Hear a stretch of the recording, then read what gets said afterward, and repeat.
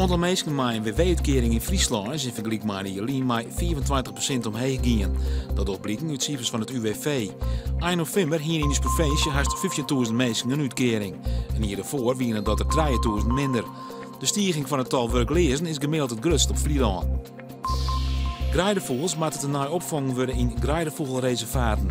Het gaat om stikkengroen van op zijn meest 250 bunder. Mijnwaard moet het de 40.000 bunder zijn inrichten en beheerd worden dat de grijdevoels haar handhaven kennen. De provincie had er in het jaar 1 miljoen euro voor roer. Ook de chauffeurs van Arriva hebben kritiek op de nieuwe dienstregeling. Vooral onder squalletien zullen er meer bussen bij de Dwartendel hier moeten.